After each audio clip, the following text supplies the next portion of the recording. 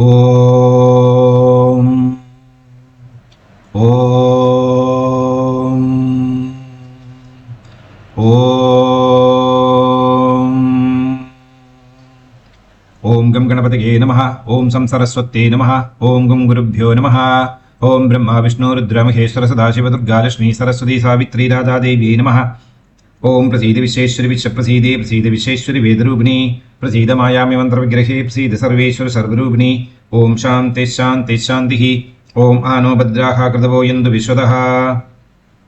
यदा यदा हि साधूनां दुःखं भवति दानवः तदा तेषां च रक्षार्थं देहं सन्धारयाम्यहम्.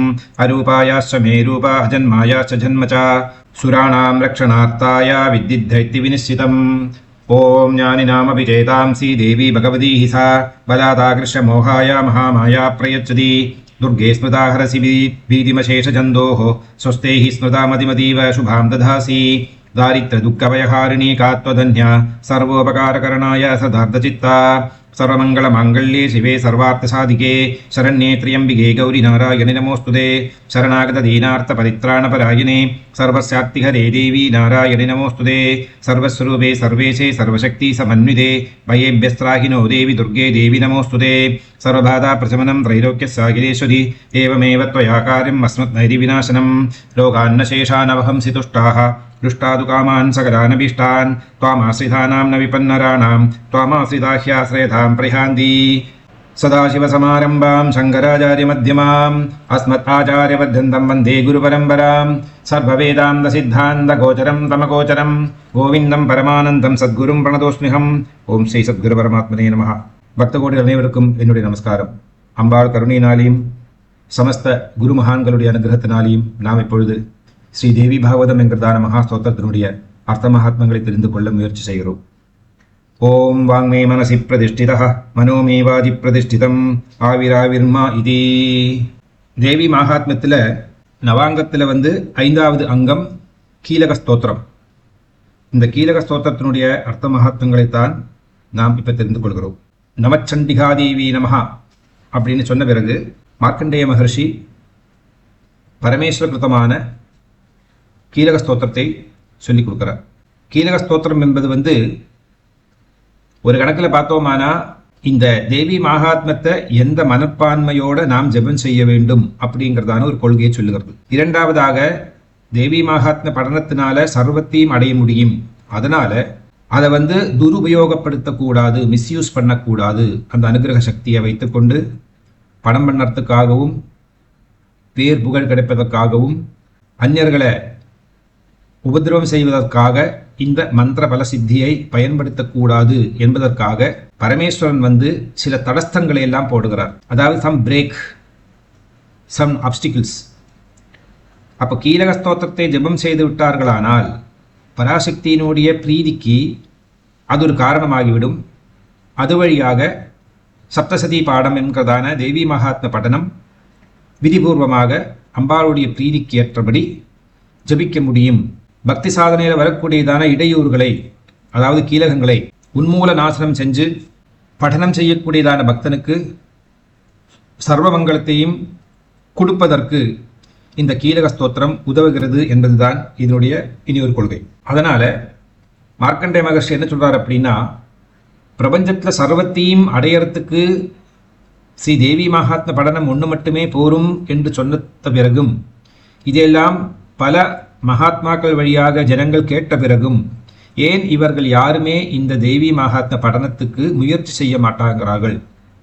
எதனால் அதை ஜபம் செய்யணும் அப்படிங்கிறதான விருப்பம் கூட அவங்களுக்கு வராமல் இருக்கிறது என்பதை நான் ஆச்சரியமாக பார்க்கிறேன் அப்படின்னு அவருடைய சீடர்களுக்கு மார்க்கண்டேய மகர்ஷி சொல்லுகிறார். மார்க்கண்டேய உவாச்சா விசுத்த ஞானதேகாய திரிவேதி திவ்ய சக்ஷுஷே ஸ்ரேயா பிராப்தி நிமித்தாய நமஹ சோமார்த்தாரிணே.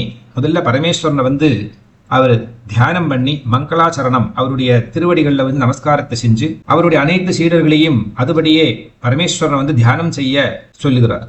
இரண்டாவதாக சர்வமேதா த்விஜானியான் மந்திரானமிபீலகம் த்விஜானியான் மந்திரானாமபி கீலகம். சர்வ மந்திரங்களுடைய பல சித்திக்காகவும் அந்த மந்திர ஜபத்தினால வரக்கூடியதான பலனை தடுக்கக்கூடியதான சில சூழ்நிலைகள் ஏற்படும். ஒன்று, ஜபம் செய்யக்கூடியவர்களுடைய பாப புண்ணியத்துக்கு ஏற்ற மாதிரி. 2, ஜபம் செய்யக்கூடியவர்களுடைய கிரகநிலை. பஞ்சசுத்தி என்பது நான் அடிக்கடி சொல்றது உண்டு. ஸ்தல சுத்தி, மந்திர சுத்தி, தாராபலம், சந்திரபலம், வித்யாபலம், தெய்வபலம் ததைவா லக்ஷ்மி பதேகே அங்கிரியுகம் ஸ்மராமி அப்படின்னு சங்கல்பங்கள் நாம் கேள்விப்பட்டதாக ஒரு மந்திரம் உண்டு. அதுபோல பஞ்சவிதமான சுத்தி, திரவிய சுத்தி தேவை, மனசுத்தி தேவை, சரீர சுத்தி தேவை, பொருள் சுத்தி தேவை, உச்சாரண சுத்தி தேவை, ஞான சுத்தி தேவை, பலவிதமான சுத்திகள் தேவைப்படுகிறது. இவ்வளவு சுத்தி எல்லாம் இருந்தால் மட்டும்தான் அந்த தேவன் அல்லது தேவிக்கு காது கொடுத்து கேட்கறதுக்குள்ளதான ஒரு மனப்பான்மை ஏற்படும். இறைவன் தன்னுடைய ஒரு அம்சத்தை ஒவ்வொரு ஜீவராசிகளுடைய இதேவத்தத்துக்குள்ளேயும் வைத்து அது வழியாகத்தான் அவருக்கு இந்த ஒவ்வொரு ஜீவாத்மாவும் என்ன பண்றது உலகத்துல அப்படிங்கிறது அவரை போய் தெரியுது. இப்ப நாம ஒரு 10 பேங்க்ல அல்லது 100 பேங்க்ல டெபாசிட் வச்சிருக்கோம் அப்படின்னா அந்த 100 பேங்க்ல இருக்கக்கூடியதான் டெபாசிட்ல வரக்கூடியதான் டிரான்சாக்ஷன்ஸ் நமக்கு தெரியும் ஒரே ஒருவனுக்கு. காரணம் நமக்கு அந்த டெபாசிட் மேல இருக்கக்கூடியதான அன்பு, தகுதி, நம்ம சொத்து அப்படிங்கிறதான எண்ணம். அதுபோலவே இறைவன் தன்னுடைய ஒரு சொத்தை எல்லா ஜீவராசிகளுடைய உடம்புலையும் பகிர்ந்து கொண்டிருக்கார். அதுக்கு பேர் தான் ஜீவகா. ஜீவகா அப்படின்னா 2 அர்த்தம் உண்டு. 1 மகாவிஷ்ணு ப்ரஹஸ்பதிங்கிறதான ஒரு அர்த்தம் உண்டு. 2 ஜீவனை வகித்துக் கொள்ளக்கூடியவர் பரமேஸ்வரன். அக்னிஸ்வரூபமானது ஜீவ வடிவம். அந்த அக்னியை கையிலே தாங்கிக் கொண்டிருக்கக்கூடியவர் நடராஜ பெருமானான பரமேஸ்வரன். ஆகவே ஜீவன் என்றால் பரமேஸ்வரன் என்றும் மகாவிஷ்ணு என்றும் அர்த்தம் உண்டு. அந்த தன்னுடைய அந்த ஜீவ சக்தியை ஒவ்வொரு ஜீவராசிகளுடைய உடம்புக்குள்ளேயும் புகுத்திருக்கார்.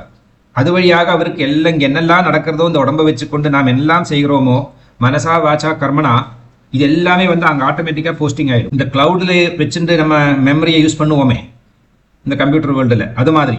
ஸோ நாம் செய்யக்கூடியதான எல்லா விதமான பிரவர்த்திகளுடைய பலனையும் அல்லது அந்த செய்யக்கூடியதான வழிமுறைகளையும் இறைவன் தெரிந்து கொண்டே இருக்கிறார். ஒவ்வொரு நிமிஷத்திலையும் இந்த எல்லா ஆக்டிவிட்டீஸும் அவருடைய பஞ்சேந்திரியங்களும் ரெக்கார்ட் ஆகிறது.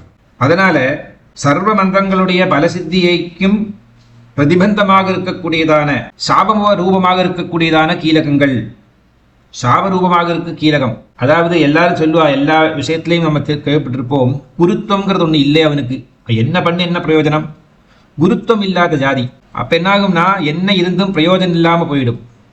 எவ்வளவு அறிவு இருந்தும் எவ்வளவு திறமை இருந்தும் எவ்வளவு செல்வாக்கு இருந்தும் ஒன்னுத்துக்கு பிரயோஜனம் இல்லாம போயிடும். காரணம் என்னன்னா அந்த குருத்துவம் இல்லை, குருவினுடைய அனுகிரக சித்தி இல்லை. பெரியவர்களுடைய பெற்றோர்கள் தான் பிரதம குரு. மாதா பிதா குரு தெய்வம். அந்த மாதா பிதாவும் குருதான், குருவும் குருதான், தெய்வமும் குருதான். பிரபஞ்சத்தை நமக்கு இருக்கக்கூடியவா எல்லாருமே குரு. நமக்கு அறிவு ஊட்டுகின்றதான ஒவ்வொரு பொருளும் குரு. அது செடி கொடி மரங்களாகலாம், பசுபக்ஷி மிருகங்களாகலாம், மனித குலங்களாகலாம், ரிஷி முனிகளாகலாம், தேவர்களாகலாம், யக்ஷகிந்தர்வ கிண்ணர கிம்புருஷ சமஸ்த தேவாதி தேவர்களாகலாம், தெய்வங்களாகலாம், பிரம்மாதிகளாகலாம்.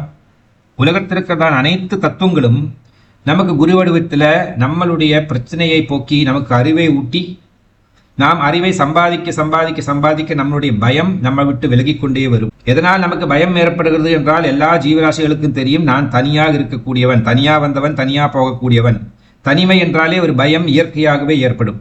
அதனால தான் ஊழிக்காலத்தை அவ்வளோ பயங்கரமான ஒரு காலம் என்று சொல்கிறார்கள். பரமேஸ்வரனுக்கு பயம் எதுவும் கிடையாது. இருந்தாலும் அந்த காலத்தை ஏன் கவிகள் எல்லாம் அப்படி உபமித்து பேசுகிறார்கள் என்றால் லோன்லினஸ் பிரிங் ஃபியர். அது ஆட்டோமேட்டிக்காக அந்த பீதியை கலப்பிவிடும். அதுக்கு குருதான் ஞான வடிவமான அறிவின் ஆதாரமாக இருக்கக்கூடியதான குருவினுடைய அனுகிரகத்தினால்தான் பலவிதமான சாபங்கள் நம்மிடம் இருந்து போய்விடும். சாபத்தை பற்றி இதுக்கு முன்னாடியே சொல்லியிருக்கேன். நமக்கு கஷ்டகாலம் அப்படிங்கிறது சாபத்தினுடைய பலனை அனுபவிக்கிறோம். தெரிந்தும் தெரியாமலும் நம்மளை சாபம் போடுவார்கள். பிரகிருதியில் இருக்கிறதான பலவிதமான பொருட்களும் நமக்கு சாபம் போட வாய்ப்பு உண்டு. வாயத்திலிருந்து பேசுகின்றவர்கள் மட்டுமல்ல நமக்கு சாபம் போடுறவா. நாம் பிரகிருதியில் இருக்கக்கூடியதான ஒவ்வொரு பொருட்களையும் துருபயோகம் செய்ய செய்ய அந்த பொருள்கள் கூட நமக்கு சாபத்தை போடும். தேவையில்லாத நேரங்கள் எல்லாம் செடி கொடிகளை வெட்டவோ பூ பறிக்கவோ காயை எடுக்கவோ செஞ்சால் அந்த செடி கூட சாபம் போடும். ஏன்னா அதுக்கும் வாழறதுக்கு அதிகாரம் உண்டு. நாம் அப்படியெல்லாம் வாழுகிறோமோ இந்த பூலோகத்தில், அது மாதிரி இறைவனுடைய சிருஷ்டியில் இருக்கக்கூடியதான 84 லட்சம் ஜீவராசிகளுக்கு இங்கே வாழறதுக்கு அதிகாரம் உண்டு. அந்த அதிகாரத்தை யாரெல்லாம் துர்மார்க்கங்களில் செலுத்துவார்களோ அவர்களெல்லாம் பாவி என்று சொல்வார்கள். அவர்களுடைய செயல்னால பாவம்தான் ஏற்படுகிறது. அதனால சாபரூபமாக இருக்கக்கூடியதான கீலகங்களை நாசம் செய்வதற்கு சக்தி இருக்கக்கூடியது சப்தசதி ஸ்தோத்திர உபாசனை. சப்தசதி ஸ்தோத்திரத்தினுடைய உபாசனையினால சாபரூபங்களாக இருக்கக்கூடியதான கீலகங்களை, பலவிதமான சாபங்கள், இகஜன்மம், பூர்வ ஜன்மம், ஜென்ம ஜன்மாந்தரமாக இருக்கக்கூடியதான சாபங்கள், ஒரு மனிதனுடைய வாழ்க்கைக்கு 49 பிதர்கள் ஆதாரபூதமாகிறார்கள். ரச வடிவத்தில் நாம் பிறக்கிறோம். விந்துனுடைய உருவம் ரச உருவம். அது மூன்று முக்கியமான தத்துவங்களுக்கு உருவாகிறது. தலை, உடம்பு, வாலு. அந்த தலைக்குள்ள முக்கியமான 7 பிதர்களுடைய ஜீன், டிஎன்ஏ அது உள்ள போடப்பட்டிருக்கு. இது பிரத்யக்ஷமானது. இனி அப்பிரத்யக்ஷமாக அபரோக்ஷமாக இருக்கக்கூடியதான 42 பிதர்கள், அதாவது 7 7 49. இந்த ஒவ்வொரு பிதர்களுக்கும் 7 தலைமுறைகள். அப்படி 7 7 49 பிதர்களுடைய டிஎன்ஏ அல்லது ஜீன் என்பது ஒவ்வொரு பிறந்திருக்கக்கூடியதான ஜீவராசிகளிலும் காணப்படுகிறது. இதை முக்கியமாக நாம் தெரிந்து கொள்ள வேண்டியது மனித குலத்துக்கு மட்டும்தான். மனிதனை போன்றதான அனைத்து ஜீவராசிகளுக்கும் இது உண்டு. இது அப்ளிகபிள். விலங்குகளுக்கு இது அப்ளிகபிள் கிடையாது. ஏன்னா அவங்களோட டிஎன்ஏ சிஸ்டம் இஸ் கொஞ்சம் டிஃப்ரெண்ட். ஆனால் அவங்களோட டிஎன்ஏ சிஸ்டத்துக்கும் மதிப்பு மரியாதை எல்லாம் உண்டு. உலகத்தில் யாரும் வேஸ்ட் கிடையாது. எல்லாருக்கும் யாராலேயாவதும் எல்லாம் உபகாரம் உண்டு. ஃபார் எக்ஸாம்பிள், ஒரு கோவிட் அப்படின்னு ஒன்று வந்தது, COVID-19. இதில் நிறைய பேர் இறந்து போனார்கள். நிறைய பேருக்கு பாதிக்கப்பட்டு திரும்ப உயிர் பிழைத்து வந்தார்கள். அப்போ மெடிக்கல் ரிசர்ச்சில் என்ன ஃபைண்ட் அவுட் பண்ணா அப்படின்னா, யாரெல்லாம் பிழைத்து வந்தார்களோ அவர்களுக்கெல்லாம் ஒரு குறிப்பிட்ட விலங்குகளுடைய டிஎன்ஏ அவங்களுடைய உடம்புல கொஞ்சம் அதிகமாக இருந்ததுனால அவங்களுக்கு கொரோனா வைரஸை பிரதிரோதக அதிலிருந்து ஷீல்டு பண்ணிக்க அவங்களால முடிஞ்சது. தே ஃபாட் அண்ட் வான். நமக்கு எல்லாருக்குமே தெரியும், இந்த மனிதனுடைய உடம்பு எண்ணற்ற ஜீவராசிகளுடைய கான்ட்ரிபியூஷன் இருக்குது. பிரபஞ்சத்தில் இருக்கக்கூடியதான சமஸ்த நட்சத்திர மண்டலங்கள், ஜோதிர் மண்டலங்கள், கிரக மண்டலங்கள், பிதர் மண்டலங்கள், ரிஷி மண்டலங்கள், கர்ம மண்டலங்கள், வினை மண்டலங்கள், சாப மண்டலங்கள், இப்படி எல்லாம் மண்டலம்னு எது சொல்லக்காரம்னா குரூப் ஆஃப், இப்படி பிரபஞ்சத்தில் பூராவும் நிறைந்து இருக்கிறது. அது உள்ளே பிறக்கக்கூடியவருக்கு அந்த எக்ஸ்போஷர் வருது. இப்போ ஒரு ரூமில் நாம் பர்ஃப்யூம் அடித்தோம், அதுலனா ஒரு அகர்பத்தி ஏற்றி வச்சோம், நல்லா மணக்கக்கூடியது. ஒரு பேண்ட்டு, சட்டை, வேஷ்டி, சாரி, பிளவுஸ் எல்லாம் போட்டு உள்ள நெஞ்சு 2 நிமிஷத்துக்கு அப்புறமா வெளியில் போயிட்டாங்களான்னா அவங்க போகிற இடத்துல எல்லாம் அந்த மனம் இருந்துகிட்டே இருக்கு. இந்த ரூமில் எந்த வாசனை இருந்ததோ அந்த வாசனை அவங்கள தொடர்ந்து போயிட்டே இருக்கு. அவங்களுடைய உடம்புல எல்லாம் பத்தின்னு விட்டது. திட்ஸ் கால்ட் எக்ஸ்போஷர், இம்பாக்ட். அதுபோல இந்த பிரபஞ்சத்துக்குள்ளதான் நாம் பிறக்கிறோம். பிரபஞ்சத்துக்கு வெளியே நாம் பிறக்கிறது இல்லை. பிரபஞ்சத்துக்குள்ள பிறப்பதுனால பிரபஞ்சத்தில் இருக்கக்கூடியதான சக்திகளினுடைய தாக்கல் நம்மளுடைய இந்த ஜீவாத்மாவில அடியறது. ஈர்ப்பம், தண்ணி இருக்கக்கூடியதான ஒரு பொருள்ல எல்லாம் ஒட்டிக்கும். அதுபோல நம்முடைய இந்த ஜீவாத்மாவில ஏற்கனவே தலைக்கு மேல பிரச்சனை இருக்கு நமக்கு. On top of that there are so many other things external ஒட்டிக்கிறது. இப்போ நமக்கு ஃபாரின் பேத்தஜன் அப்படின்னு இந்த அனாட்டாமியில படிக்க முடிகிறது. நமக்கு உள்ளே இருக்கக்கூடியதான ஒரு பாக்டீரியாஸ் வெளியிலேருந்து உள்ள பூந்துக்கக்கூடியதான பாக்டீரியாஸ் அல்லது வைரஸஸ், அப்படி ஃபாரின் பேத்தஜன் சொல்லுவாங்க. வெளியிலேருந்து வந்ததுக்கு உள்ளே இருக்கிறது ஏற்கனவே இருந்து நம்மளை காப்பாற்றிட்டு வருது. தாய்ப்பால் குடிப்பதனாலையும் யோனி வழியாக பிறக்கக்கூடியதான குழந்தைகளுக்கும் தடுப்பு சக்தி ஜாஸ்தி. அவங்களுக்கு இயற்கையாகவே இருக்கக்கூடியதான இந்த கட்டில் ஒரு பாக்டீரியாஸ் இருக்கு, பிறவியிலிருந்தே கிடக்கக்கூடியதான பாக்டீரியா. அதுதான் நம்மளை மரணம் வரைக்கும் நம்மளை காப்பாற்றி வருகிறது. இப்படிலாம் இருக்க தத்துவங்கள். எனிவே, இது எல்லாத்துக்கும் காரணம் நம் செஞ்சிருக்கக்கூடியதான சத்கர்மா, துஷ்கர்மா, அதன் முறைப்படி கிடைச்சிருக்கக்கூடியதான சாபம் அல்லது அனுகிரகம். பராசக்தியை பஜனம் செய்வதனால சாபத்தை அனுகிரகமாக்கி மாற்றுகிறாள் தேவி. அதனால சாபானுகிரகி தேவி குரு குரு சுவாகா அப்படின்னு சொல்ல காரணம் அந்த மந்திரத்துல. அப்படி சமஸ்த மந்திரங்களுடைய பலசித்தியைக்கும் பிரதிகூலமாக இருக்கக்கூடியதான கீலகங்களை உன்மூல நாசனம் செஞ்சு அந்த பக்தனுக்கு அல்ல அந்த பக்திக்கு பரிபூர்ணமான பராசக்தியோட அனுகிரகத்தை வாங்கி கொடுப்பதற்காக பரமேஸ்வரன் இந்த கீலகத்தை படைத்தார். கீலக மந்திரம் பெரிய பகவானுடைய மந்திரங்கள் கூட கிடையாது ஜாஸ்தி. ஆனா அதுல வே ஆஃப், அதாவது மோட் ஆஃப் ஆப்பரண்டி சொல்லுவா, அது எப்படி இந்த ஒரு மிஷினை ஓட்டணும், இல்லைன்னா இந்த எப்படி இந்த தையல் மிஷினை ஓட்டணும், எப்படி இந்த எலக்ட்ரிக் மிஷினை ஓட்டணும், எல்லாத்துக்கும் ஒரு மோட் ஆஃப் ஆப்பரண்டி இருக்கும். இப்படிதான் அதை செய்யணும் இந்த செயலை அப்படின்னு. இந்த கீலக ஸ்தோத்திரம் என்பது ஒரு வழிமுறை. சப்தசதி ஸ்லோகத்தை ஜெபம் செய்வதற்கு முன்னாடி இந்த கீலக ஸ்தோத்திரத்தை ஜெபம் செஞ்சா நாம் என்னத்தை அடைவோம் அப்படிங்கிறதுக்கு இது ஒரு காரணமாகிறது. அதனால எல்லாவித மந்திரங்களுக்கும் பிரதி சந்தியாக இருக்கக்கூடியதான கீலக உருவங்களை நாசம் செய்து இல்லாமை செஞ்சு சப்தசதி மந்திரத்தினுடைய உபாசனைக்கு பக்தனுடைய மனசையும் சரீரத்தையும் ஆத்மாவையும் வழிகாட்டியாக இருக்கிறது இந்த பரமேஸ்வரனுடைய ஒரு பெரிய உபகாரப்பிரதமான இந்த ஸ்தோத்திரம். அதனால சாபரூபங்களாக இருக்கக்கூடியதான கீலகங்களை உன்மூலனம் செய்யறதுக்கு இந்த கீலக ஸ்தோத்திரம் நமக்கு கைடன்ஸ் தரும். இதுக்கு எதனால சக்தி வந்தது அப்படின்றால் பரமேஸ்வரன் இதை உருவாக்கினதுனால இதுக்கு அதிகமாக சக்தி ஏற்பட்டது. இப்படிதான் பகவதியை உபாசனை செய்ய வேண்டும் என்று சொல்கிறார். அடுத்ததாக சோபி க்ஷேமம் அவாப்னோதி சததம் ஜாப்ய தத்பரஹா சித்தியஞ்சுச்சாடனாதீனி வஸ்தூனி சகலான்யபி. எப்போதுமே அந்நிய மந்திரங்களை ஜபம் செய்து அதில் அதிகமாக இன்ட்ரெஸ்ட் இருக்கக்கூடியவன் க்ஷேமத்தை அடைகிறான். அதுபோலவே அவனுக்கு உச்சாடனம் போன்றதான அசுலபமாக இருக்கக்கூடியது கிடைப்பதற்கு ரொம்ப அரிது.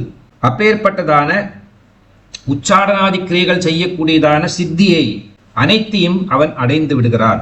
சாதாரண மந்திரம் ஜபம் செய்யக்கூடியவனுக்கே இந்த அளவுக்கு சக்தி ஏற்படுமானால் பராசக்தியினுடைய இந்த சப்தசதி மந்திரங்களை ஜபம் செய்தால் அவனுக்கு எந்த அளவுக்கு சக்தி கிடைக்கும் என்பதைத்தான் பரமேஸ்வரனுக்கு ஆச்சரியகரமாக எடுத்து சொல்லுகிறார். அதனால்தான் சோபி க்ஷேமமவாப்னோதி, எப்பொழுதுமே ஜபம் செய்வதற்கு தாத்பரியம் இருக்கக்கூடியவர், இன்ட்ரெஸ்ட் இருக்கக்கூடியவர்.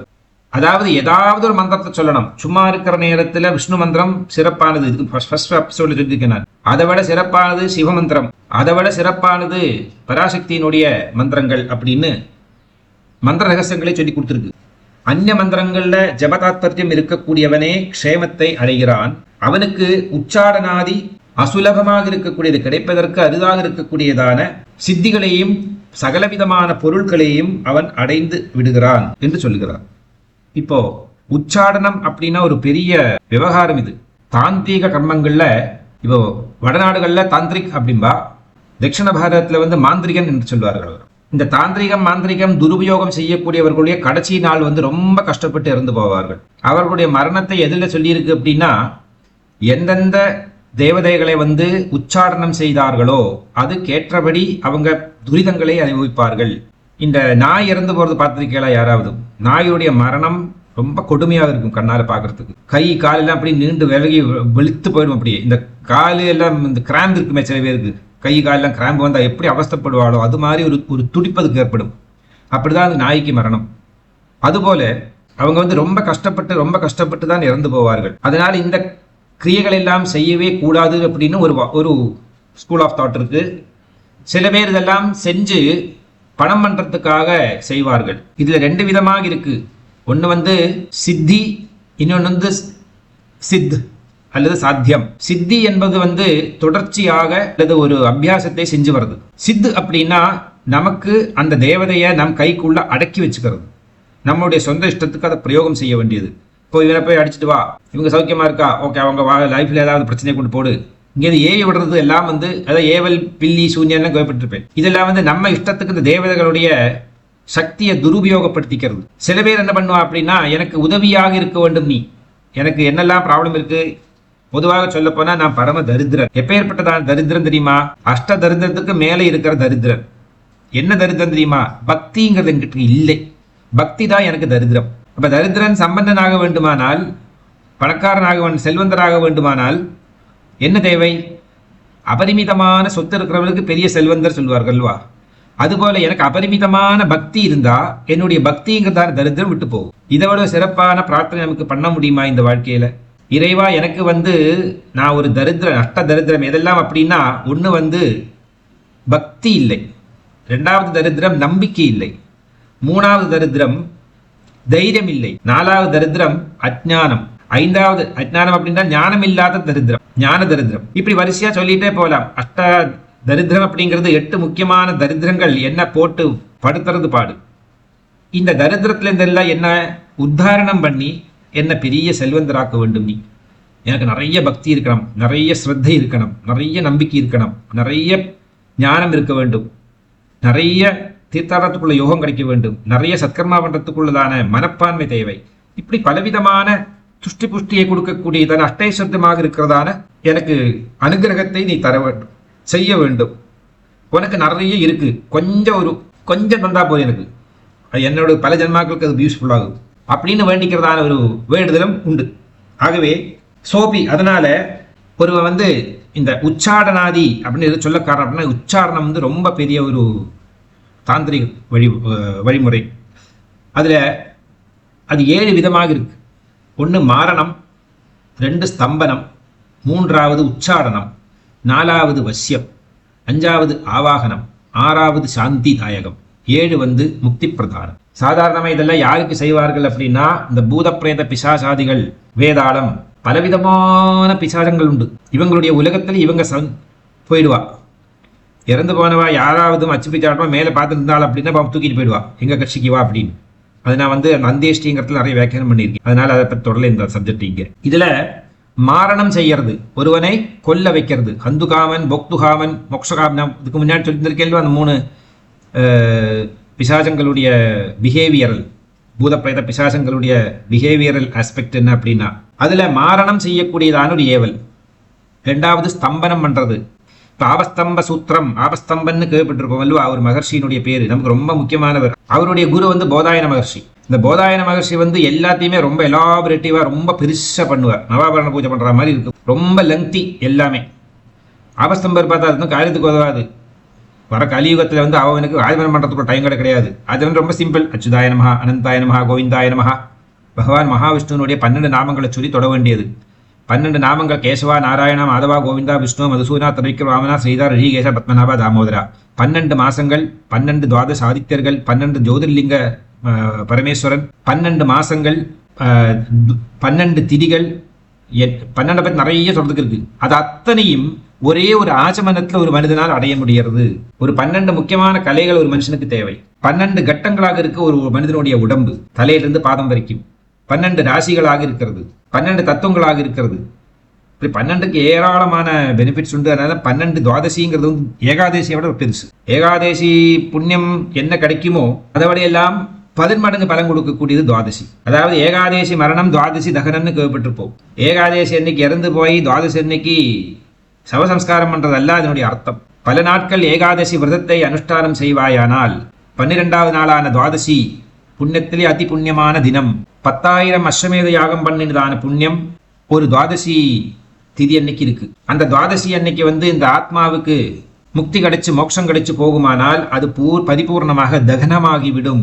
தேகன் அப்படிங்கிறதான பரமேஸ்வரன்ல ஐக்கியமாகிவிடும் இந்த ஜீவாத்மா. அதுதான் என்னுடைய அர்த்தம். எல்லாமே ஏகாதசி அன்னைக்கு மரணம் அடைந்து துவாதசி அன்னைக்கு தகனம் பண்றதல்ல அதனுடைய ரியல் மீனிங். எனிவே அப்படி இருக்கட்டும், அப்படி நம்பிக்கை அப்படி இருக்கட்டும். அவங்க நம்பிங்க அவளை காப்பாத்துங்க அப்படி சொல்லும் பல சாஸ்திரங்கள். அது மாதிரி அப்ப சோபி க்ஷேமமாப்னோதி, எப்பவுமே ஏதாவது மந்திரங்களை சொல்லிட்டு இருக்கிறவனுக்கே வந்து என்னெல்லாமோ பலன் கிடைக்கும். அதை கொஞ்சம் இன்ட்ரெஸ்ட் எடுத்து சததம் ஜாப்பிய தத்பரஹா, ஜபம் செய்யறதுக்கு தாற்பயம் இருக்கக்கூடியவன், சித்தந்துச்சாடனாதி, அவனுக்கு சித்தி கிடைக்கிறது. எப்பேற்பட்ட சித்தினா உச்சாரணம் பண்றதுக்குள்ளதான சித்தி கிடைக்கிறது. அப்படி 3வது தத்துவம் உச்சாரணம். 4வது வந்து வசியம், வசீகரணம் பண்றது. பொருள்களை, மனுஷர்களை, பூத பிரேத பிசாசங்களை, ஆகாயத்தில் சுதந்திரமாக சஞ்சாரம் செய்யக்கூடியதான பல ஜீவ சக்திகளை வந்து தனக்குள்ளே வசியம் செய்து கொள்வது. உர்வசி, ரம்பா, திலோத்தமா, முக்கியமான 3 அப்சரசுகள். நிறைய அப்சரசுகள் இருக்காங்க. ஆஞ்சநேயர் ஹனுமானுடைய அம்மா கூட அஞ்சனாதேவியுடைய பூர்வஜன்மம் வந்து அப்சரசானவள். உபாசனைகள் உண்டு வாழ்க்கெல்லாம். அப்சரஸ் எல்லாம் உபாசனை பண்ணா சீக்கிர பலதாயகர்கள், ரொம்ப சீக்கிரமா ஹெல்ப் பண்ணுவா. 3 விதமாக சொல்றது. ஒன்று, ஸ்திரீ சக்திகளை எல்லாம் ஆவாகனம் பண்ணி நம் கைக்குள்ள வைத்துக் கொள்ள வேண்டுமானால் 3 விதமாக ஆவாகனம் பண்ண சொல்லி இருக்கு இந்த சாஸ்திரம். 1 மாதృ ரூபம், 2 மனைவி ரூபம், 3 சகோதரி ரூபம். இந்த 3 விதத்தில் தான் நாம் உபாசனை செஞ்சு சித்தி அடைய வேண்டும். ஆனா ஜனங்கள் பண்றது எதெல்லாம் ஏவல் பில்லி சூன்யத்துக்கு ஏத்தா மாதிரி இருக்கிறதான அதனுடைய துஷ்ட சக்தியை ஆவாகனம் செய்து கொள்வார்கள், சத் சக்தியை விட்டுடுவார்கள். அது கொஞ்ச நாளைக்கு அடிமையாக இருக்கும் இவனுக்கு, இவன் மந்திர சித்தி இருக்கிற வரைக்கும். என்னைக்கு இவன் தப்பு பண்றான்னு வெயிட் பண்ணிட்டு இருக்கும். தப்பு பண்ற அன்னைக்கு ஒரே அடி அவர் போட்டு போயிடும். இப்படி எல்லாம் அதனால நல்லதும் கெட்டதும் உண்டு. நாம் பல நேரங்கள்ல பலதை சொல்லுவோம் அல்லவா. இந்த சொல்லுகின்ற நேரத்துல இல்ல இவங்களுக்கெல்லாம் காலம் உண்டு. இப்போ ஷட்காலம்னு இருக்கு. ஒவ்வொரு நாள் அவருக்கு வந்து ஒரு காலம். ஸ்ரீவித்யா சம்பிரதாயத்துல 6 காலங்களுக்கு யாம பூஜா விதி அப்படின்னு ஒரு தத்துவம் இருக்கு. அது எப்படின்னா, அஸ்யூமிங் காலையில் 6 மணிக்கு சூரியன் உதிக்கிறது வச்சுக்கோங்க. எப்போ சூரியக்கு உதிக்கிறோ அதுலேருந்து 4 மணி நேரம். அதாவது முதல் காலம் பகல் முதல் காலம் பகவதி யாமம்னு பேரு. 2வது காலம் 10 மணிலேருந்து 2 மணி வரைக்கும் ஜேஷ்டா பகவதி யாமம்னு பேரு. 3வது வந்து 2 மணிலேருந்து 6 மணி வரைக்கும் பார்வதி யாமம்னு பேரு. 4வது ராத்திரி, அதாவது 6 மணிலேருந்து 10 மணி வரைக்கும் ராத்திரி துர்கா யாமம்னு பேரு. இரவு 10 மணியிலிருந்து காலையில 2 மணி வரைக்கும் பத்ரகாளி யாமம். இந்த பத்ரகாளி யாமத்தில் தான் தூங்காதவனும் தூங்குவான். பிரபஞ்சத்தை பூராமே தூங்க வைக்கக்கூடியதான ஒரு மகாசக்தி இந்த பத்ரகாளி யாமம். பத்ரகாளி யாமத்தில் யாருமே முழிச்சு இருக்கவே கூடாது, எப்படியானால் தூங்கியாக வேண்டும். அடுத்தது வந்து இரவு 2 மணிலிருந்து காலையில் 6 மணி வரைக்கும் இருக்கிறதா 4 ஹவர். இதுக்கு சரஸ்வதி யாமம்னு பேரு. இப்படி பகவதி யாமம், ஜேஷ்டா பகவதி யாமம், பார்வதி யாமம், துர்கா யாமம், பத்ரகாளி யாமம், சரஸ்வதி யாமம் அப்படின்னு 6 யாமங்கள் இருக்கு. இது மாதிரி ஓரோ நேரங்களையும் ஓரோ காலங்கள் இருக்கு. திதிவார நட்சத்திர யோக பஞ்சாங்கங்கள் தான் சமயம். நாமெல்லாம் சமயத்துக்கு அடிமையாகி வாழக்கூடியவர்கள், சமயத்தை ஒட்டி வாழுறவர்கள். நமக்கு பிறப்புக்கும் சமயம் உண்டு, இறந்து போகிறதுக்கும் சமயம் உண்டு, வாழறதுக்கும் சமயம் உண்டு. நாமெல்லாம் சமயத்துக்கு உட்பட்டவர்கள். காலாதீதமாக இருக்கக்கூடியதான இறைவன் ஒருவன் தான் சமயத்துக்கு மேற்பட்டவர். பிரபஞ்சத்துல நாம எல்லாருமே சமயத்துக்கு உட்பட்டவர்களாக இருக்கோம். நம்ம பிறக்கிறதுக்கு ஒரு சமயம், வாழறது ஒரு குறிப்பிட்ட சமயம், இறந்து போறது ஒரு சமயம், திரும்ப அடுத்த தினமா கிடைக்கிற வரைக்கும் இருக்கக்கூடிய ஒரு சமயம். சமயாச்சார பூஜைன்னு தேவி வாசனையில ஒரு பூஜா தத்பத்தியம் இருக்கு. கௌள மத பூஜை, சமய மத பூஜை, இதெல்லாம் நிலாசனம் நிறைய வியாக்கியானம் பண்ணியிருக்கு, அங்கே கேட்டுக்கலாம். அப்போ சமயத்துக்கு ஏற்ற மாதிரி நம்மளுடைய நாக்கிலிருந்து வார்த்தைகள் வெளியே வரும். பல உருவங்களை நாம் சிருஷ்டி செய்கிறோம். கோபத்தினால பலவிதமான அரக்கர்களை நாம் சிருஷ்டி செய்கிறோம். மிஸ்பெல்லிங்கினால மந்திரோச்சாரணத்தை வந்து சரியா ஜபிப்பதனால அந்த மூர்த்தி உருவாகும். சப்தம் ரூபத்தை சொல்லுகிறது. ஆனை, பூனை, எலி, மரம். இப்போ நம்மளுடைய இந்த சத்தம் தான் அந்த உருவத்தை சொல்லி கொடுக்கறது நம்ம பிரெயினுக்கு. அதனால நாம் சொல்லுகின்ற நேரத்தில் எந்த தேவதை நம்மளை ஆட்சி செய்கின்றிருக்கார்களோ அது கேட்டா மாதிரி மூர்த்தங்கள் உலகத்தில் உருவாகிட்டே இருக்கும். அதனால நிசப்தமாக இருக்கக்கூடியதான சத்தமில்லாத இடத்துல வந்து சிருஷ்டிகள் ரொம்ப கம்மி. நாமளாக புதுசா எதையும் சிருஷ்டி பண்ண வேண்டாம் என்பதற்காகத்தான் முனிகள் மௌனத்தை கடைபிடித்து அவங்களுடைய வாயை மூடி மூச்சுக்கு மட்டுமாக உபயோகப்படுத்திட்டு நிசப்தமாக தியானத்தில் உட்கார்ந்துருக்கார்கள். காரணம், அவர்களுக்கு அந்த ரகசியம் தெரியும், அந்த தத்துவம் தெரியும். நான் வந்து 6 காலத்தை சொல்லி கொடுத்தேன் அல்வா. இந்த 6 காலங்கள் நாம் செய்யக்கூடியதான செய்தொழில்கள் எப்படி இருக்குமோ அது மாதிரி தான் இருக்கும் நம்மளுடைய வாழ்க்கை. மாடர்ன் மெடிசன் கூட கம்பல்சரியாக சொல்லும், தயவு செஞ்சு இரவு எப்படியானா தூங்கி ஆக வேண்டும் அந்த நேரத்தில் அப்படின்னு. அப்ப அந்த நேரத்தில் அவ்வளோ கேர்ஃபுல்லா இருக்க வேண்டிய சமயம். அந்த நேரத்தில் தான் ஆபிச்சாராதி கர்மங்கள்லாம் ரொம்ப அதிகமாக செய்வார்கள். காளியை தங்களுடைய இஷ்டத்துக்கு ஏற்ற மாதிரி அனுகிரகம் வாங்கிக் கொள்வதற்காக. காளி இதுக்கெல்லாம் அவ்வளவு சீக்கிரம்னு ஒத்துக்க மாட்டா. அதெல்லாம் பலவிதமான துர்தேவதைகள் உண்டாது. அப்போ நான் எது சொல்லிட்டு வரேன் அப்படின்னா, நம்மளுடைய ஒவ்வொரு நேரங்கள்ல ஒவ்வொருத்தர் ஆட்சி செய்கிறார்கள். அப்ப நம்மளுடைய பிறவியில யாரெல்லாம் பந்தப்பட்டிருந்தார்களோ, நாம் பிறக்கிற நேரத்தில் யாரெல்லாம் நமக்கு வந்து என்டோர்ஸ்மெண்ட் கொடுத்திருந்தாலோ அவங்களும் எல்லாம் வந்து நாம வந்து மிஸ்யூஸ் பண்ணோமானா அதெல்லாம் நமக்கு சாபமாகி மாறிவிடும். நமக்கு நாமளே சாபம் போட்டுக்கிற லெவல் ஆயிடும். லக்னாதிபதி 6ல் உட்கார்றதுக்கும் 6ஆம் பாவத்தை லக்னாதிபதியில் உட்கார்ற மாதிரி நமக்கு நாமளே சத்ரு. அதுதான் என்னுடைய மகத்துவம். நாம் நம்மளையே திருடிப்போம். நம்மளுடைய கொள்கையை நாமளே திருடுறது. தஸ்கராராதி விக்னாதி வியாதயக்ஷ தனுப்சதி மரணம் வாரி சஸ்திரேனா சிந்தனியாகி சஷ்டதா. இப்போ வசியம் பண்றது, அதுக்கு அடுத்ததாக ஆவாகனம் பண்றது.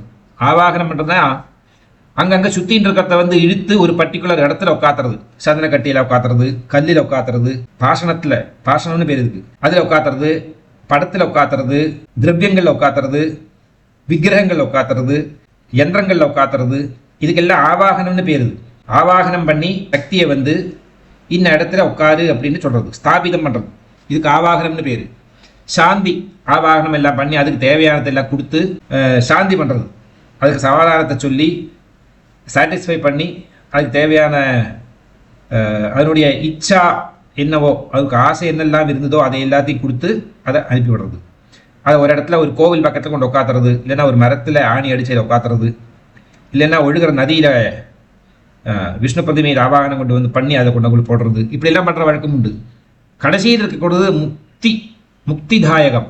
இது சாயுஜ்ய ஹோமம் சொல்லி ஒரு யோகம், ஒரு ஹோமம் இருக்கு. இந்த சாதாரண முன்னைய காலத்துல குழந்தைகள் இல்லாததான தம்பதிகள் அல்லது பெண் குழந்தைகள் மட்டும் பிறந்திருக்கக்கூடியதான ஒரு தம்பதிகள், அவங்களுக்கு ஆண் வாரிசை இல்லை, அப்பேற்பட்டவர்கள்லாம் இந்த சாயுஜ்ய ஹோமத்தை செய்வார்கள். அப்படி அந்த ஜீவாத்மாவுக்கு சாயுஜ்யத்தை மந்திர வடிவமாக மந்திர ரூபேனா சுபார்ச அந்த பகவானுக்கு மட்டும் ரிக்வஸ்ட் பண்ணுவா.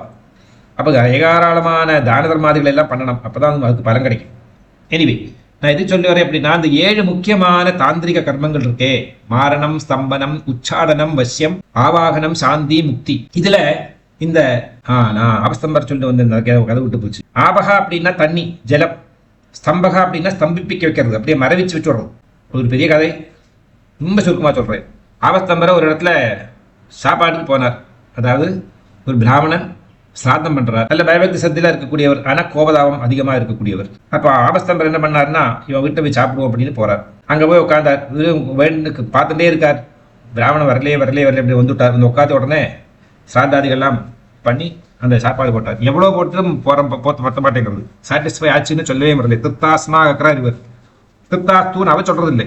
அத்தனையும் சாப்பாடு போட்டாச்சு. பயங்கர கோபம் வந்து, அதாவது கர்த்தா இந்த சாபம் போட போறேன் அப்படின்னு கையில ஜலம் எடுத்துட்டு சாப மந்திரத்தை சொல்லி இவரோட உடம்புல போடுறதுக்கு புறப்பட்டார்.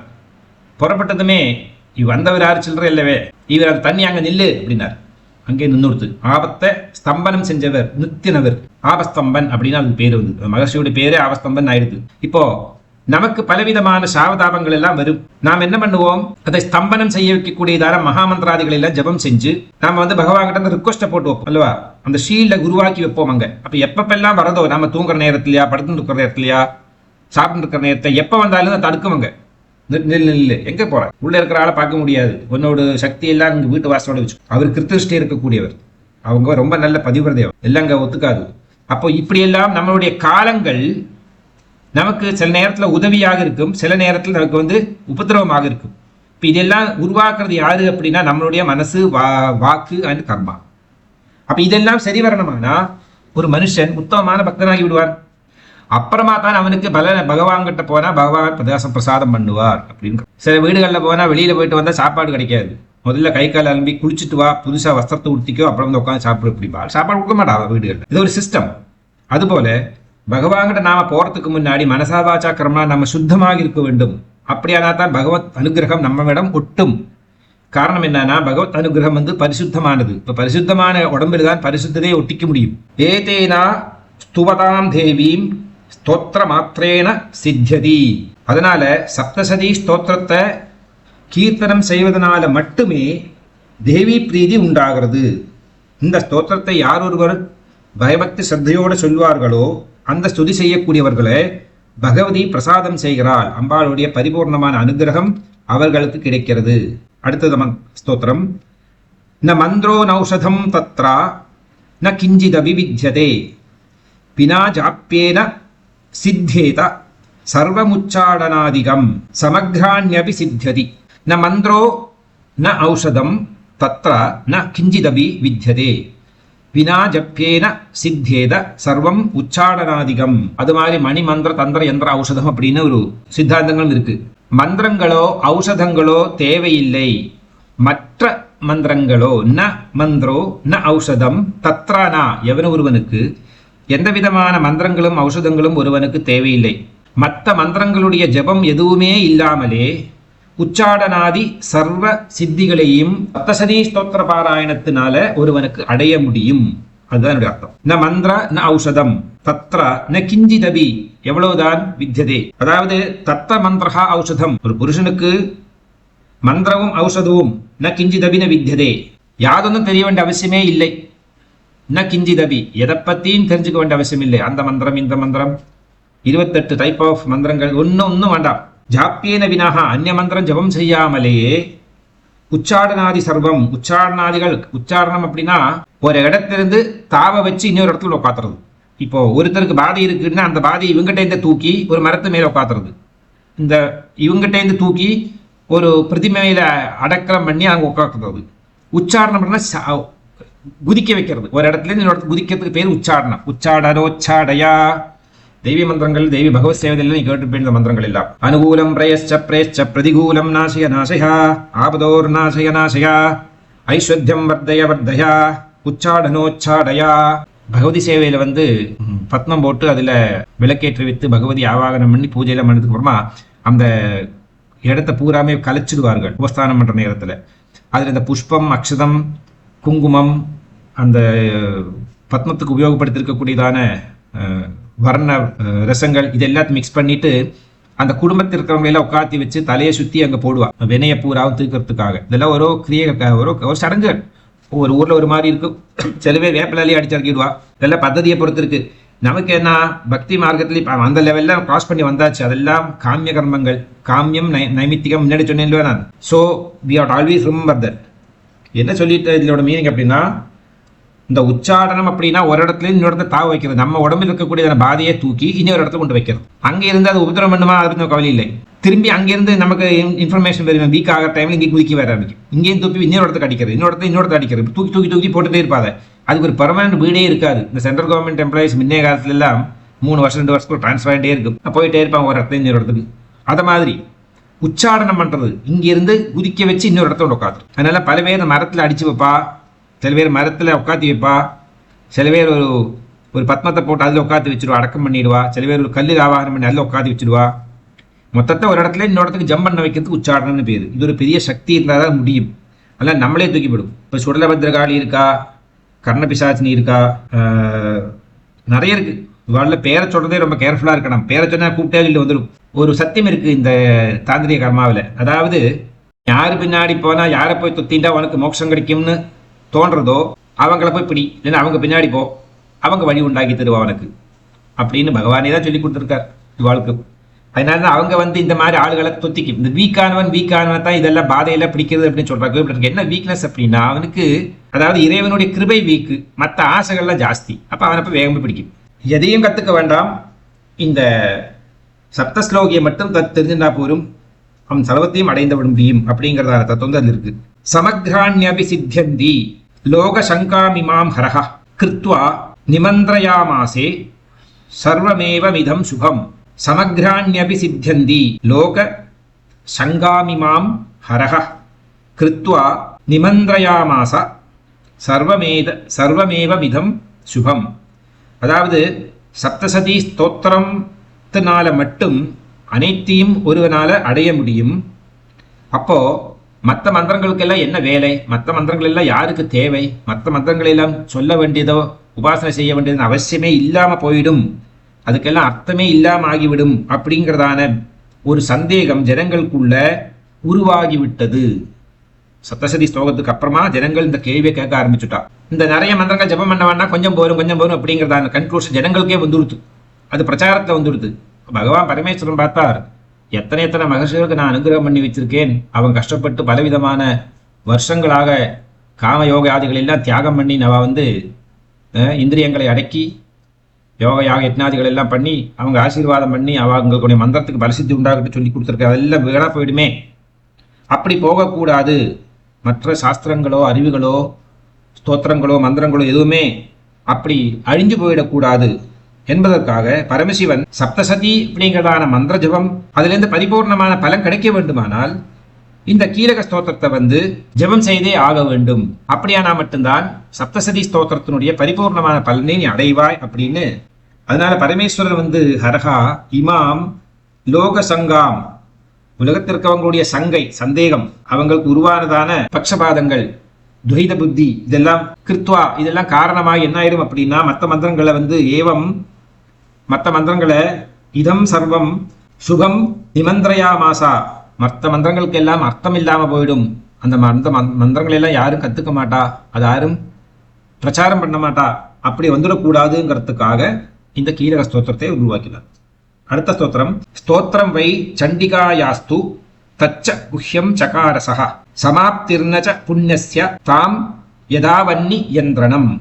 பரமசிவன் இந்த சண்டிகா ஸ்தோத்திரத்தை ரொம்ப ரகசியமாக்கி வைத்து விட்டார். அனதிகாரிகள் அப்படின்னா அதிகாரம் இல்லாதவர்கள், தகுதி இல்லாதவர்கள் அதை மிஸ்யூஸ் பண்ணக்கூடாது, துரியோபகப்படுத்தக்கூடாது. ஏன்னா பகவானுக்கு வேற வழியே கிடையாது. நல்லவன் பிரார்த்தனை பண்ணாலும் கெட்டவன் பிரார்த்தனை பண்ணாலும் அனுகிரகம் கொடுத்தே ஆக வேண்டும். இந்த ஸ்தோத்திரத்தை 5000 தடவை நீ ஜபம் பண்ணா உனக்கு இன்னும் பல சித்தி அப்படின்னு சொல்லியிருக்காள். ஆனா அது யாரு ஜபிச்சாலும் கொடுக்கலாம். அப்படிதான் அரக்கர்களுக்கு எல்லாம் நிறைய பலவிதமான சுத்திகள் அடைந்தார்கள். அதனால இந்த சண்டிகா ஸ்தோத்திர ஜபம் பண்றதுனால கிடைக்கக்கூடிய புண்ணியத்தை யாராலையும் அளக்கவே முடியாது, யோசிச்சு கூட பார்க்கக்கூடிய அந்த அளவு கிடைக்கும். அதற்காகத்தான் அந்த சண்டிகா பாராயணத்துல சில நியம நிஷ்டங்களை எல்லாம் உருவாக்கி அந்த பாராயணத்தோட இந்த தத்துவத்தை சேர்த்திருக்கார் பரமசிவன் அப்படிங்கிறார். சப்தசதி ஸ்தோத்திரத்தை ஏன் இவ்வளவு ரகசியமாக்கி வைத்தார் அப்படின்னா, இதை அவ்வளவு சீக்கிரம் எல்லாரும் ஜெபிச்சிடக்கூடாது. இதனுடைய மகாத்மத்தை தெரிஞ்சு புரிஞ்சு இது எப்படியெல்லாம் பிரயோகம் பண்ணிக்கணும் அப்படிங்கிறதுனால நிஷ்காமியமான ஒரு மனப்பான்மையை உருவாக்கின பிறகு இதை ஜபம் பண்ணினா தான் அவனுக்கும் அதனால புண்ணியம், அவன் ஜபம் பண்றதுனால மற்றவங்களுக்கும் அது புண்ணியகரமாக இருக்கும் பிரபஞ்சத்துல. அதனால்தான் பரமேஸ்வரன் இந்த சப்தசதி ஸ்தோத்திரத்தை ரொம்ப ரகசியமாக அமைத்தார். அந்த பாராயண விதியை வந்து ரொம்ப ரகசியமாக்கி வைத்தார். சோபி க்ஷேமமவாப்னோதி சர்வமேவ ந சம்சயா. அவனுக்கு சர்வவிதமான க்ஷேமத்தையும் கொடுக்கக்கூடியது என்பதுக்கு எந்த விதமான சந்தேகமும் இல்லை. அதுதான் ரொம்ப முக்கியமாக சொல்றார்.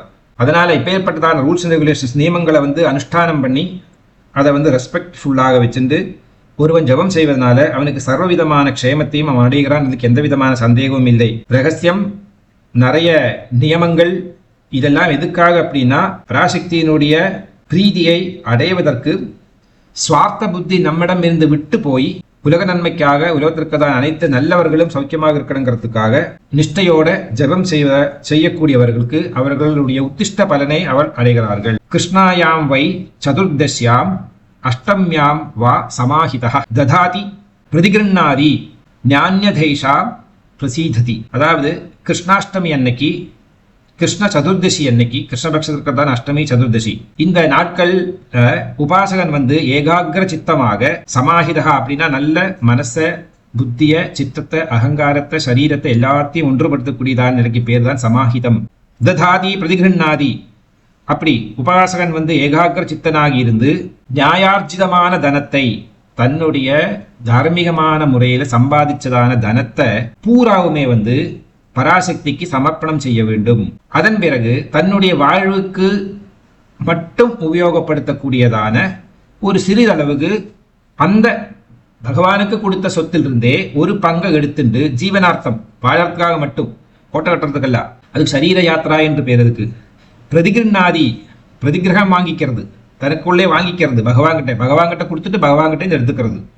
ஞானிய தைஷா பிரசீததி, பகவானிடமிருந்து அதை கொஞ்சம் ஒரு போர்ஷன் அதில் வாங்கிட்டு வாழ்க்கையை வந்து ரொம்ப சரளமாக நடத்தக்கூடியவனுக்கு பகவதி ரொம்ப சீக்கிரம் பிரசாதிக்கிறாள். ஸோ கிருஷ்ணாஷ்டமி, கிருஷ்ண சதுர்தசி, ஏகாகிர மனசு, அதே மாதிரி தான பிரதிகிரகமாக ரூபமான கர்ம விதிகளை, கர்ம விதியிலேருந்து கிடைச்சக்கூடியதான நம்முடைய சொத்து வகைகள், நாம் அனுபவிக்கக்கூடியதான நமக்கு தார்மீக முறையில் சம்பாதிக்கப்பட்டதான பொருள்கள், இது எல்லாத்தையுமே வந்து பராசக்திக்கு சமர்ப்பணம் செஞ்சு அதிலிருந்து ஒரு போர்ஷனை நம்மளுடைய வாழ்முறைக்காக மட்டும், நல்ல வாழறதுக்குள்ளதான ஒரு வாழ்வுக்கு மட்டுமாக கொஞ்சமாக பயன்படுத்தி கொண்டு வாழறதுக்காக இறைவனிடமிருந்து கொஞ்சம் எடுத்துக்க வேண்டும். அதை எடுத்துட்டு வாழ்ந்துக்கலாம் அப்படிங்கிறார். அதாவது ரிட்டர்ன் கிஃப்ட், ரெசிப்ரோகேஷன் சொல்லுவாள்வா, ஒரு 10 கொடுத்து 2லேருந்து எடுத்துக்கிறது. இதுல என்ன அர்த்தம் அப்படின்னா, சம்பாதிக்கிற சொத்தையெல்லாம் கொண்டு பகவான் கிட்ட கொடுக்குற நல்லா என்னோட ரியல் மீனிங். நாம வந்து நம்மளுடைய சர்வத்தையும் இறைவனுக்காக சமர்ப்பணம் செய்யறது. இறைவா, நல்லது கெட்டது, நல்லது கெட்டது, சத்தியம் அசத்தியம், சத்தியாசத்தியம், தர்மம் அதர்மம், தர்மாதர்மம், இப்ப எல்லாம் 3 திருக்கூடமாக இருக்கிறது அந்த உலகத்தில் இருக்கிறதா சமஸ்த தத்துவங்களும். இதை எல்லாத்தையும் முதல்ல பகவான்கிட்ட கொடுத்து விடுறது, தன்னையும் கொடுத்து விடுறது பகவான்கிட்ட. அந்த பாகவதத்துல சிரவணம், கீர்த்தனம், விஷ்ணோகோ ஸ்மரணம், பாதசேவனம், அர்ச்சனம், வந்தனம், தாஸ்யம், சக்கியம், ஆத்ம நிவேதனம், ஒன்னொன்னாக அஷ்டசித்திகள் ஆட்டமா, அஷ்டைஸ்வரியங்கள் ஆட்டமா இருக்கக்கூடியதான பக்தியில் இருக்கதான 8 நிலைகளை கடந்து கடைசியில் ஆத்ம நிவேதனம், தன்னையே பகவானுக்கு அர்ப்பணம் செய்து விட்டார். அப்ப பகவான் என்ன பண்ணுவா தெரியுமா, நீ என்னையே கொடுத்துட்டா இல்லவா, ஆனா நீ எனக்காக வாழ வேண்டும், அதனால் நான் உனக்கு இன்னென்ன அனுகிரகங்கள்லாம் தரை, நீ வாழ்ந்துட்டு வா. இப்போ முன்னைய காலத்துல எல்லாம் இந்த பகவதி பிக்ஷாந்தேகி அப்படின்னு சன்னியாசி அல்லது பிரம்மச்சாரி குழந்தைகள்லாம் வந்து வீட்டு வாசல்ல வந்து பிக்ஷயாதனம் பண்ணும். அந்த பிக்ஷயாதனம் பண்ணதுனால தான் நாம் உணவருந்த வேண்டும்ங்கிறதான ஒரு வழிமுறை. அது பிரம்மச்சாரியத்தினுடைய சித்தாந்தம். அப்போ இந்த வீட்டில் இருக்கக்கூடியதான யாராவது ஒருவர், முக்கியமாக அந்த வீட்டில் இருக்கிறதான பெண்மணி, ஒரு பாத்திரத்துல கொஞ்சம் அரிசி அல்லது நெல் அல்லது பருப்பு, ஏதாவது ஒரு உணவு பொருளை எடுத்துக்கொண்டு வந்து அந்த சன்னியாசிக்கு கிருஷ்ணார்ப்பண வஸ்து அப்படின்னு போடுவள். அவர் வந்து 2 கைகளையும் நீட்டி பிரதிகிரகம் பண்ணிப்ப வாங்கி, பிராமணனுடைய 6 கர்மாவில் ஒன்று வந்து பிரதிகிரகம். அதாவது தானம் வாங்கிக்கிறதுக்கும் தானம் கொடுக்கறதுக்கும் பிராமணனுக்கு அருகதை உண்டு. அப்போ இது வாங்கிக்கிற நேரத்தில் அவ ஃபுல்லா போட்டுருவா, பாத்திரத்தோட ஒன்றும் இல்லாமல் எல்லாத்தையும் போட்டுருவா. அவர் என்ன பண்ணுவார் தெரியுமா, தன்னுடைய அந்த வாங்கின பிரதிகிரகத்திலிருந்து கொஞ்சம் எடுத்து அவங்களுடைய அந்த பாத்திரத்தை போடுவார். இதை எடுத்துட்டு போ, அதுதான் பிரசாதம். அது ரொம்ப பெரிய விஷயம். இதை எடுத்துட்டு வந்து அவ என்ன பண்ணுவா அப்படின்னா, தன்னோட வீட்டில் இருக்கக்கூடியதான நெல்லறை இருக்குமே, நெல் அல்லது எந்த பொருள் எடுத்துட்டு போனாலோ, பருப்பு அல்லது அரிசி, அது உள்ள போடுவா. அன்னபூர்ணே சதாபூர்ணே சங்கர பிராணவல்லவே ஞான வைராகிய சித்தர்த்தம் பிக்ஷாந்தேகீச்ச பார்வதி மாதாச்ச பார்வதி தேவி பிதா தேவோ மகேஸ்வரகா பாந்தவாசி பக்தஸ்த சுதேசோ புவனத்ரயம். அது பரிபூர்ணமான அனுகிரகம், பராசக்தியினுடைய பரிபூர்ண அனுகிரகமான ஒரு சொத்து. அது இப்போ நான் வந்து ஆசீர்வாத மந்திரம் சொல்லி வாங்கிக்கிறோம். ஆசீர்வாத மந்திரம் சொல்லி வாங்கினதுக்கு அப்புறமா அந்த அக்ஷதையை வந்து நம்மளுடைய சிரசில வந்து இந்த பிராமணாள்கள், மகாத்மாக்கள், புண்ணியாத்மாக்கள் வாத்தியார் நம்ம தலையில போடுறார். நமஸ்காரம் பண்ணி வாங்கிக்கிறோம். அதை மாதிரி எல்லாத்தையும் மொத்தத்தில் கொடுத்துருவது முதல்ல பகவானுக்கு. பகவானே, நான் இன்ன வரைக்கும் சம்பாதிச்சதான புண்ணியம், பாபம், சொத்து, பொறாமை, கோப, தாபம் எல்லாம் சர்வத்தையும் நான் அவனுக்கு சமர்ப்பணம் பண்ணிட்டேன். இனிமேல் எனக்கு வாழறதுக்கு எதெல்லாம் ரொம்ப முக்கியமோ, எந்த அளவுக்கு தேவையோ அந்த அளவுக்கு மட்டும் எனக்கு டெய்லி கொடுத்துரும். படி அளக்கிறதுன்னு பேர். சிதம்பரத்தில் போனேன், நாங்கள் உண்டிய பாத்திரமும் பார்க்க முடியாது. மற்ற கோவில்களில் பெரிய உண்டி இருக்கும், எல்லாத்தையும் கொண்டு போடுறது இல்லை. இங்கே படி அளக்கத்தான் முடியும். சட்டைநாதர் இருக்காருல, மேலே ஒருத்தர் ஒரு சின்ன படி வச்சிருப்பாவா, அதுக்குள்ள நான் போட்டுட்டு கமுத்திடுவான் பகவானுக்கு. நாம தான் பகவான் நமக்கு எல்லாருக்கும் படி அளக்கக்கூடவர். ஆனால் நாம வந்து பகவான்கிட்ட வந்து கொடுக்க முடியாது. ஆனால் பகவான் செய்யக்கூடியதான இந்த தொழிலில் என்னுடைய பங்கையும் சேர்த்துக்கோ அப்படின்னு நாம் கொடுக்கறதான ஒரு அன்பளிப்பு. அது ஒரு விசித்திரமாக இருக்கும் அந்த கோவில் வேணா பார்க்கறதுக்கு. அதை மாதிரி சர்வத்தையும் முதல்ல இறைவனுக்கு கொடுக்கறது, சாஷ்டாங்கம் சர்வத்தையும் சமர்ப்பணம் செஞ்சு விடுறது. அப்புறமா நமக்கு வாழறதுக்கு தேவையான தத்துவங்களை எல்லாம் கொஞ்சம் கொஞ்சம் எடுத்துக்கிறது. முன்னைய காலத்தில் நிறைய வீடுகளில் இந்த ஒரு பழக்க வழக்கம் இருந்தது. குழந்தைகள் எல்லாம் வேலைக்கு போயிட்டு வருவா. ஒரு பொண்ணு டீச்சர், ஒரு பொண்ணு ஒருத்தர் ஒரு அண்ணா பேங்கில், இன்னொரு அண்ணா வந்து ஒரு ஃபேக்ட்ரியில் மேனேஜர். எல்லாருக்கும் 28-30 சம்பளம் கிடைச்சி எல்லாரும் சம்பளத்தை எடுத்துகிட்டு வந்துட்டு தாய் தந்தையை உட்காத்தி வச்சு அவர்களிடம் கொடுத்து விடுவார்கள். கொடுத்துட்டு நமஸ்காரத்தை செய்கிறா. என்ன ஒரு அன்பான வாழ்க்கை அதெல்லாம். சிவசிவா, நான் கண்ணால் பார்த்துருக்கேன் சில வீடுகளில். இதெல்லாம் இன்னைக்கெல்லாம் நினச்சி பார்க்கப்பட முடியாது. இருக்குது இன்னைக்கு மறைமுகமாக வேறு விதமாக இருக்குது. Dad, I bought a gift for you because today is my first salary. Mom, I bought your table garter for you, something.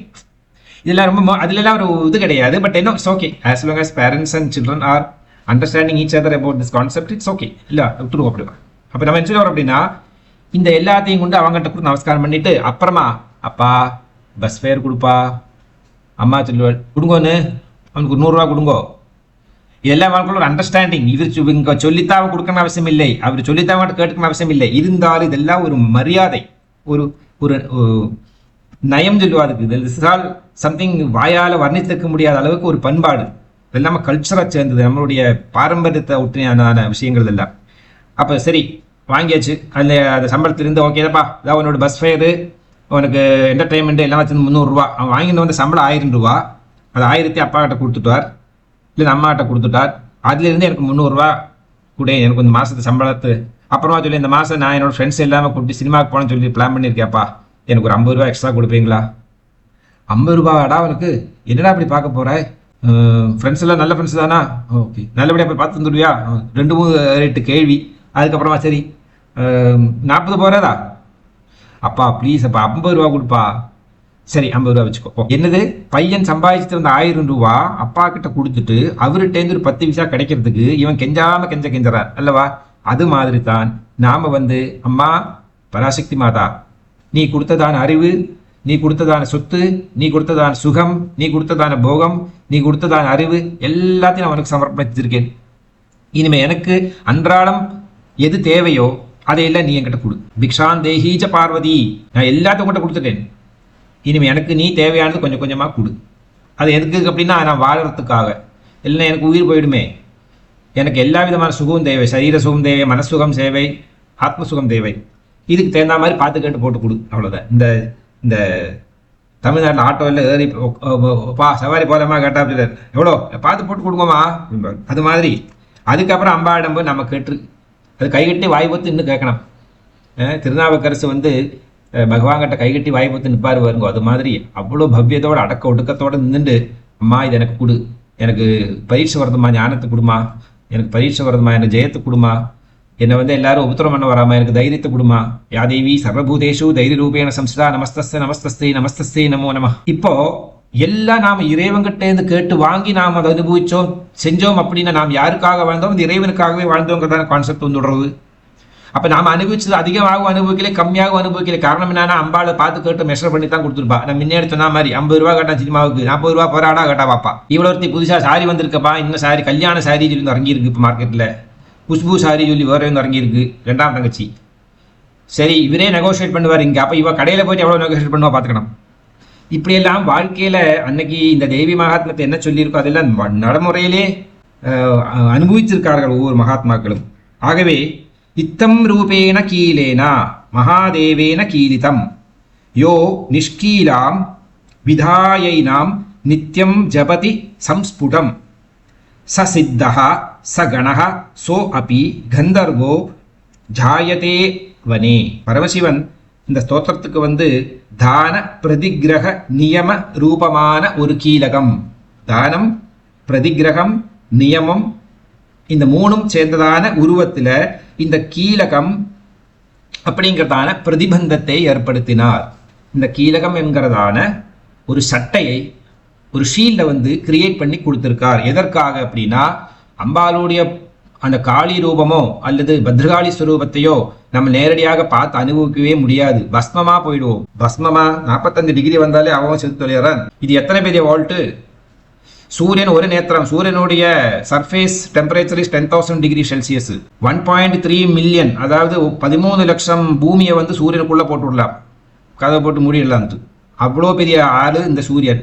அந்த சூரியனை வந்து சின்ன பொடியனாம்.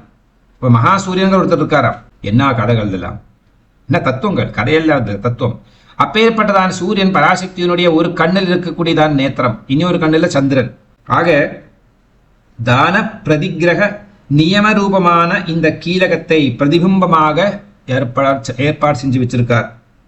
அதனால அனைத்தையும் பராசக்திக்காக சமர்ப்பணம் செய்து அதில் இருக்கக்கூடியதான தோஷங்களை எல்லாம் நிவர்த்தி செஞ்சு, அதுதான் பகவானுக்கு நிவேத்தியம் பண்ண பிறகு நாம் சாப்பிட்டோமானா அந்த உணவில் இருக்கக்கூடியதான அந்த உணவில் இருக்கக்கூடியதான சாபங்கள், அந்த உணவில் இருக்கக்கூடியதான பாதைகள் சர்வம் விலகி விடுகிறது.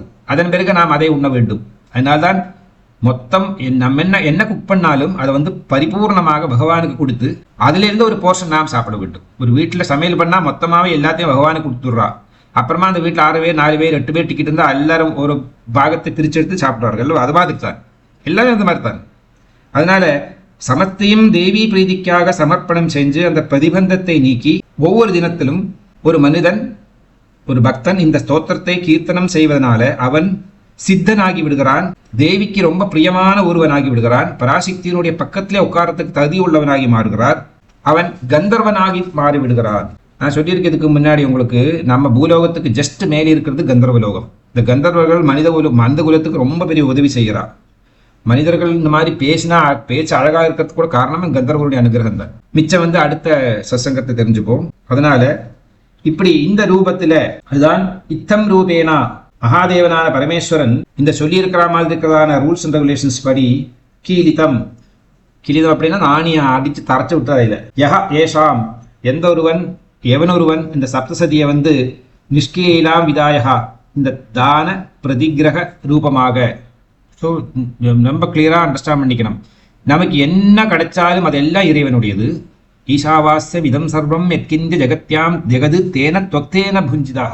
சர்வத்தையும் இறைவனுக்கு சமர்ப்பணம் செஞ்சு அதிலிருந்து நமக்கு தேவையானது கேட்டு வாங்கிக்கலாம். கேட்டு வாங்கலாம், கையெழுத்து போட்டாலும் தப்பு கிடையாது.